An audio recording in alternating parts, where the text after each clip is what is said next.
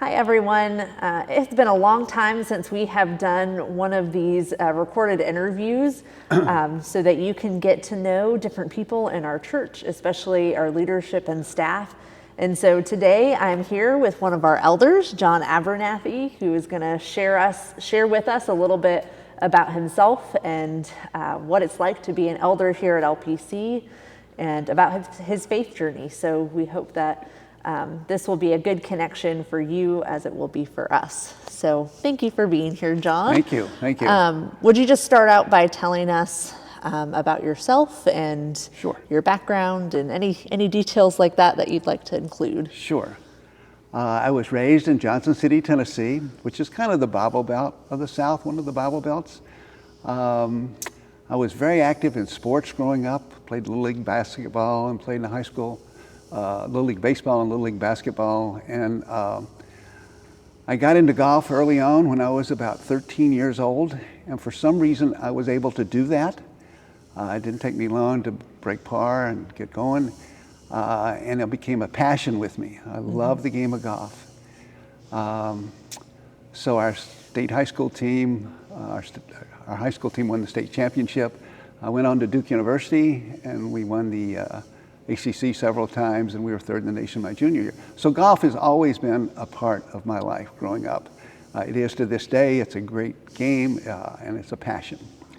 My family, I was lucky. At age 16, I fell in love with this gal who was a year older than me in high school, Sonia Laws. We dated in high school. We dated in college, and between my junior and senior year, we got married. We've been married for 59 years, I'm happy to say. We have 3 wonderful children and 9 grandchildren. And I give my wife a lot of credit for my children's maturity and how successful they've been in life, because I was working every Saturday and Sunday and all the holidays. That's the big golfing times. And it took me away from them. I spent as much time as I could there when I could get there. But she did a wonderful job with our children. So. And you've got a big celebration next year. Yes, well, this year. This year? It's this year. We're in 59 and a half right now, so 60's coming up. So. Oh, awesome. What a big celebration. Yeah, the kids are planning something. We're not quite sure, but there's something out there. Good. So how did you come to live here in Bluffton, and how long have you been a part of LPC? Okay. In 1999 and 2000, I played in a golf tournament at Belfair and loved the Low Country, loved Belfair, loved everything about it. And I knew one of these days when I retired, it would be nice to be able to get in this area. So in 2004, Sonia and I moved to Belfair and immediately started looking for a church.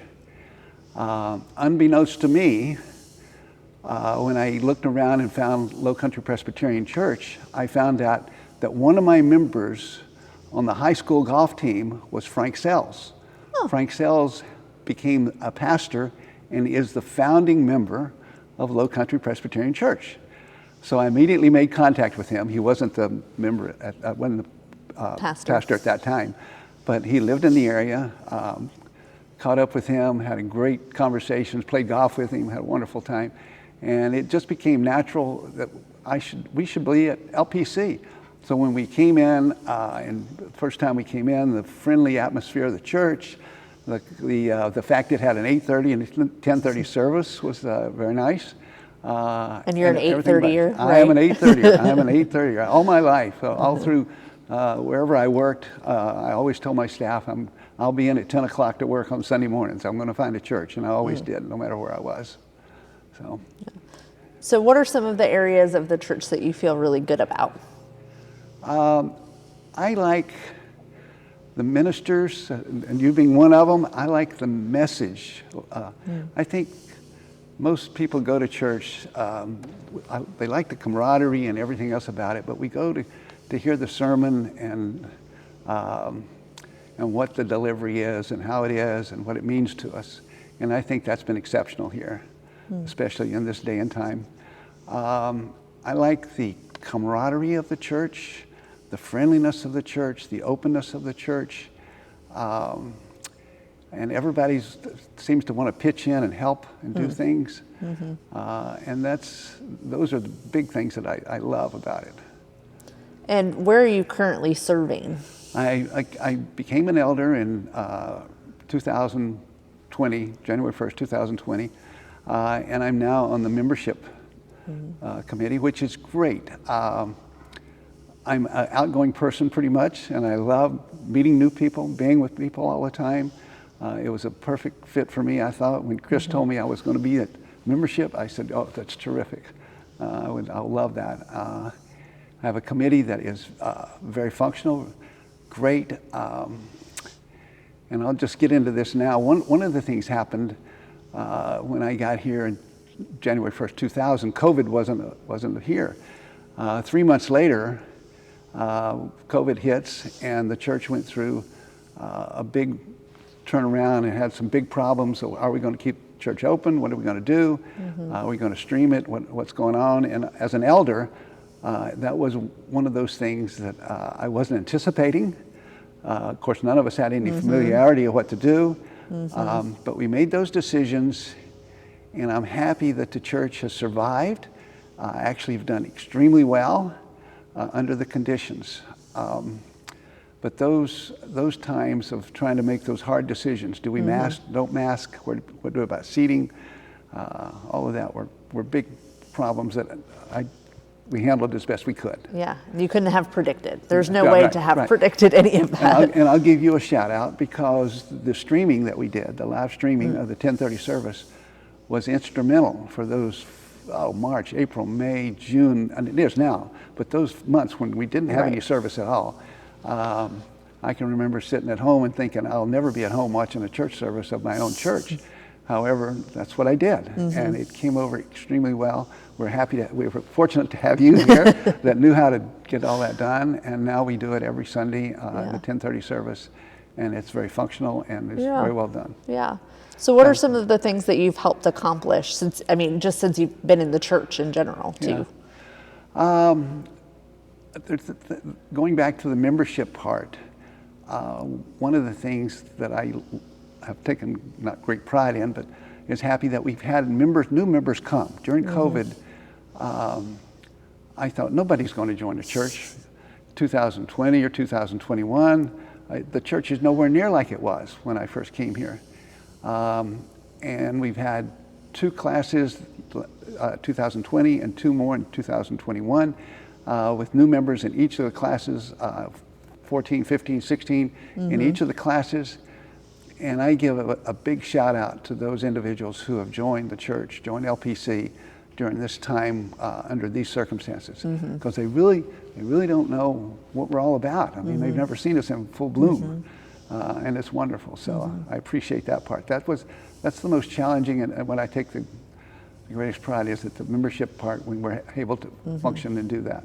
Yeah, and you're one of the leadership of that committee that makes sure that everything is set in place for those to happen, that people are getting connected in the congregation and all of that. Right, and I give my the gals on my committee a huge plus, A+ effort for the food service and all the welcoming they do, and it's an absolute terrific committee.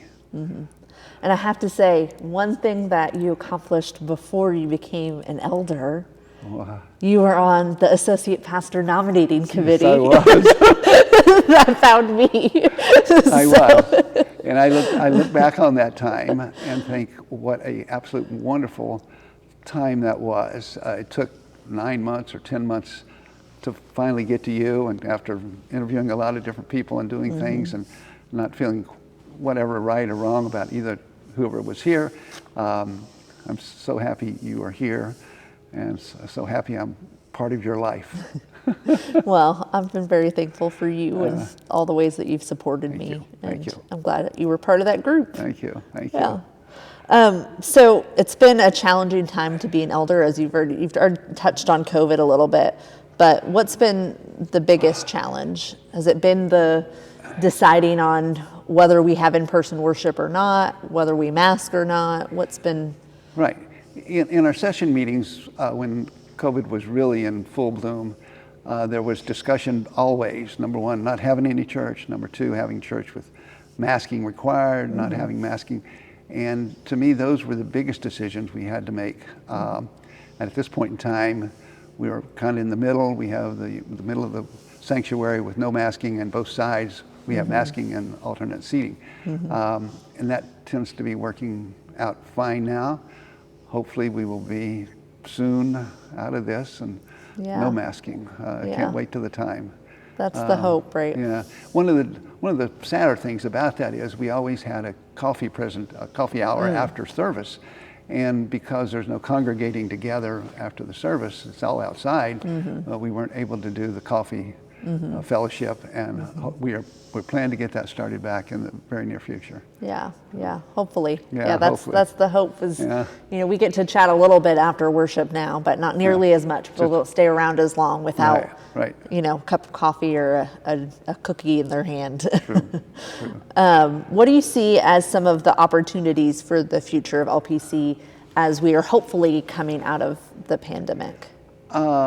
I see membership growing each and every year.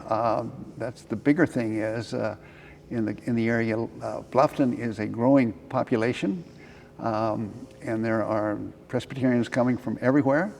And I think we can accommodate them. We'd love to have them, and hopefully they will find LPC as a home.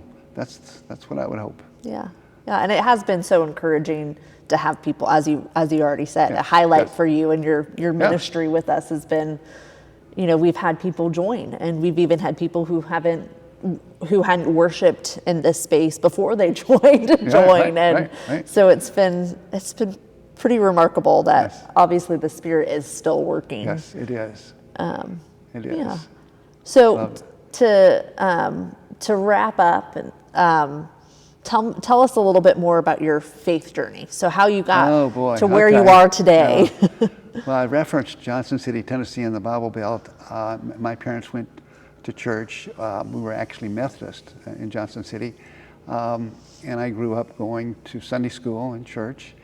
And then we'd go to the evening function. I forget what it's called now, youth fellowship. In the evening, I went back to that most every night, every Sunday night. And because of that, early on in my life, I said, this is the way I want to live my life. I want Jesus Christ in my life. And I can remember one day in my room, and I was about 12, I think I was 12 years old, and it was like a defining moment. And I don't know what I'd read or what I'd said. And I said, at that point in time, it's like I made my commitment. And there wasn't anybody else around me. It wasn't anything that was said on a TV or anything else. It was just, I said, and since then, I tried to follow Christian beliefs and practices and follow what Jesus would have me do. I've certainly gotten off the ways, as all of us have. I know He's forgiven me for those things that I shouldn't have done. But to me, and it's progressed all my life. Even when I was in college, I was lucky at Duke University has the Duke University Chapel. It's gorgeous. Absolutely gorgeous place. And I was on campus, and I was one of the few that would get up and go to church on Sunday morning because I could walk there. It's on campus, and loved it. Loved the music. Loved everything about it. It was one of those things. So then Sunday afternoon, I'd hit the golf course. So. It's a good thing about an 8:30 service, right? Yes, it is. And my faith has just continued to grow. I've been so blessed in my life, not only with my wife and my family, but my friends. And it's just been an absolute wonderful ride. And when Jesus tells me He wants me, I'm ready. It's just been very lucky, very blessed. Yeah. Wonderful. Is there anything else that you'd like to share with us or share with the congregation? No, I just, in this day and time, I worry about attendance in church and people not going to church as often as they used to or have never gone. That probably worldwide is a concern of just knowing how I feel about it and knowing what we've been promised as Christians, being able to get that out there. Yeah. Yeah, so the importance of the church to keep going for Yes. those people that God is calling to us. Absolutely, absolutely. And to point out those new members that not only have joined but have been active. Yes. And really important to the life of the church, Yes. as well as obviously the members who have continued to stay with us over the years. Right. Well, I've had 17 great years here. Yeah. So I've loved every moment at LPC, and hopefully I'll be here many more. So Yeah. Well, I'm so thankful for you, John, and thank you for your time. And we thank you who are watching for spending this time with us as well, and hope that once again that it is a good connection for you into the life of the church and to the life of the leadership as John continues his last year on session. last year, yes. But we're thankful for his ministry, and if you are an 830er, you've probably seen him, and if you're not, then you pop in 10:30 sometimes. Yes, we do. Yeah, so you'll see John and Sonia at 10:30 on occasion. So we hope that you will make a connection if you have not already. So thank you again, John. Yeah, my pleasure. Thank you.